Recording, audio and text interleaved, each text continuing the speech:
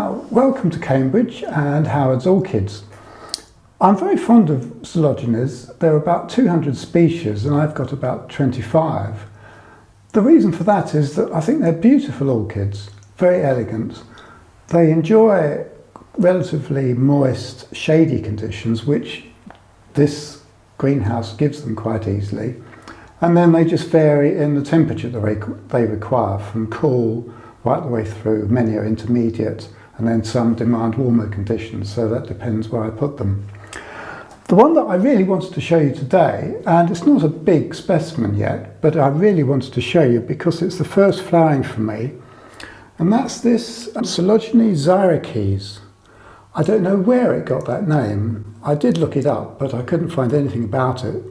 It's almost worth growing just for the name alone. It came to me as a small division a couple of years ago, and I put it in this perhaps slightly large basket, but I had it going spare. I planted it in sphagnum moss, some bark and some perlite, so it's sort of quite a light, sort of moisture retentive but not soggy mix. And this is the first leaf. I think it came with that. Last year it grew this great big leaf and a great big fat pseudo bulb, and this year I was delighted to find that it's going to flower for the first time.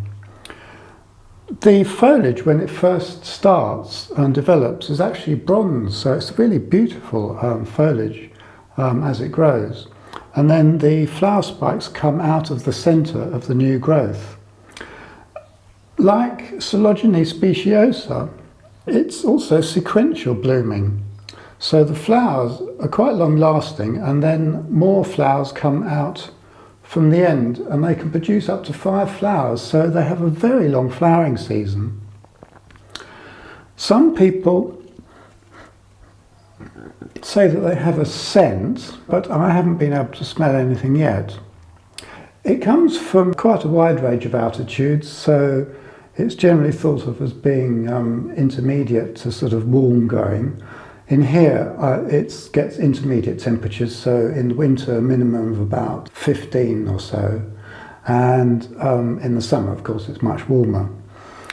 It gets a bit of a misting every day along with the other mounted orchids that are surrounding it to create a sort of moist conditions, and then I dunk it, like many of my orchids, in a weak fertiliser mix about once a week.